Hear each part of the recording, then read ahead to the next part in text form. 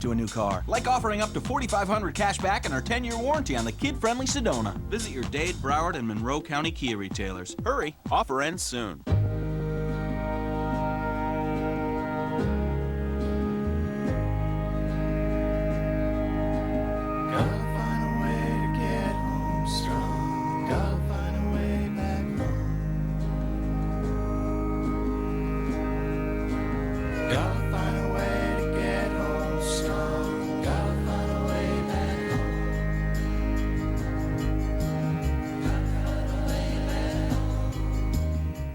Season finale Tuesday. After a long, hot summer of unbelievable twists, it's time for a cool $500,000 payday. Who will win Big Brother? Find out live on the season finale. Then, 4 teams remain on the Amazing Race season finale. I got it! And what they'll have to do to reach the finish. I can't do this! Will blow you away. Oh my God! The Amazing Race season finale, right after Big Brother live. It all starts at 8/7 Central, CBS tonight.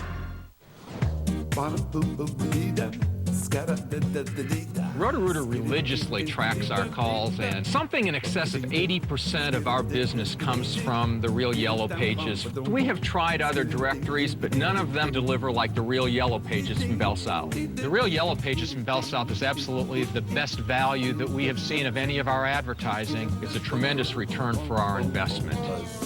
Don't miss your chance to advertise. Call 1-800-GET-REAL. Remember, if you see news in the making, give us a call in either Miami-Dade or Broward County. The number is 866-658-TIPS. Finally, tonight, Broadway is lending a hand to help those affected by the recent hurricanes in Florida.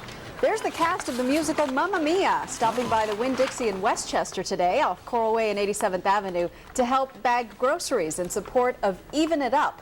That's a campaign that allows you to make a donation to the relief effort while buying your groceries. And all of the proceeds will help benefit the American Red Cross. Mamma mia, that's a heavy shopping bag. That's it for us. We'll see you. We'll see you back here at 11 for CBS 4 News tonight. Now it's time for the CBS Evening News with Dan Rather. Good night.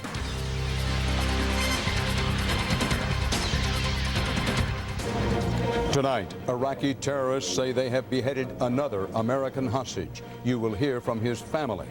You'll also hear how President Bush defended his Iraq policy before the UN and then took on Senator Kerry's war policy. The tobacco industry goes on trial in the biggest racketeering case ever. We'll tell you the charges and what's at stake. And we'll take you on a tour of a new national museum, the Museum of the American Indian.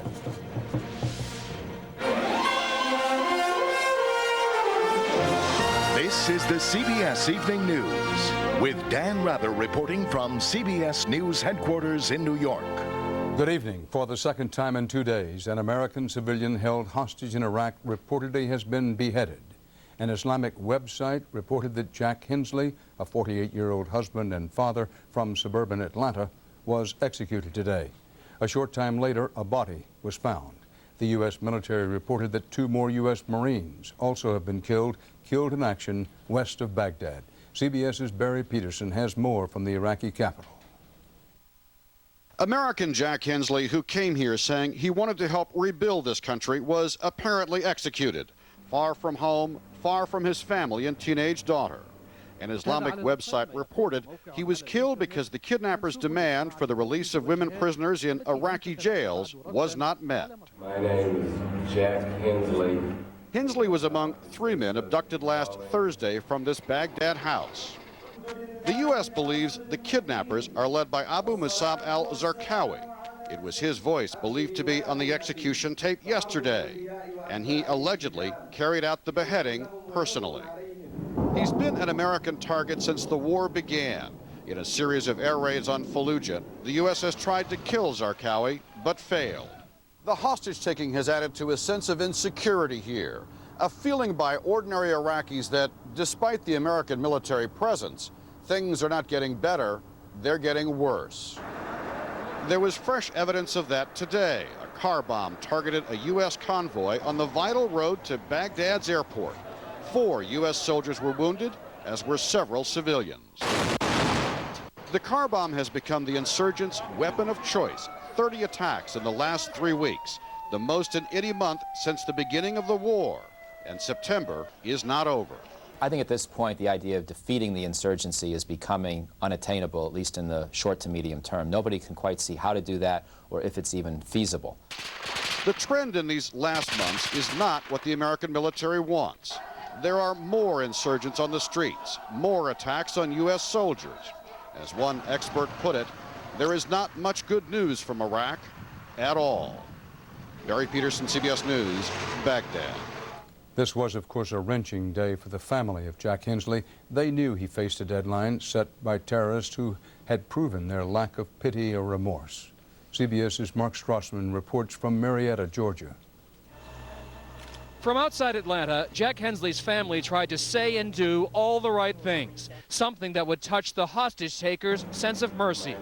Before her husband's reported execution, Patty Hensley, a can-do person, admitted she felt helpless. That's been the hardest part for me because I really cannot do. I can only sit back and take advice and do whatever I'm advised to do. That advice came from FBI agents right in the family's living room, teams of them apparently from the Bureau's counterterrorism task force. They urged her in public statements to emphasize he was a civilian, a non-military contractor helping to rebuild Iraq. In Iraq, Kenneth Bigley is now apparently the sole surviving hostage in this drama, and it's a wrenching time for his family in Great Britain. We feel absolutely helpless. We do not have the power to save Ken's life. Philip Bigley, the hostage's brother, pleaded with Prime Minister Tony Blair to intervene. To save Ken's life. Prime Minister, we as a family are begging you, please help us. But officially, London, like Washington, does not negotiate with terrorists. But our response has not got to be to weaken. Our response has got to be to stand firm. Tomorrow would be Jack Hensley's 49th birthday, but there's nothing to celebrate on his family's ordinary American street, a family now caught in an extraordinarily senseless moment. Mark Strassman, CBS News, Marietta, Georgia. A U.S. Army judge today recommended a general court-martial for Private Lindy England in the Iraqi prisoner abuse case. England is seen in photographs of Iraqis as they're being mistreated and humiliated at Abu Ghraib prison near Baghdad. If convicted on the 17 counts of abuse and indecent acts recommended today, England could face more than 30 years in prison. Here in New York today, President Bush went before the United Nations General Assembly, the same UN he once warned was becoming irrelevant.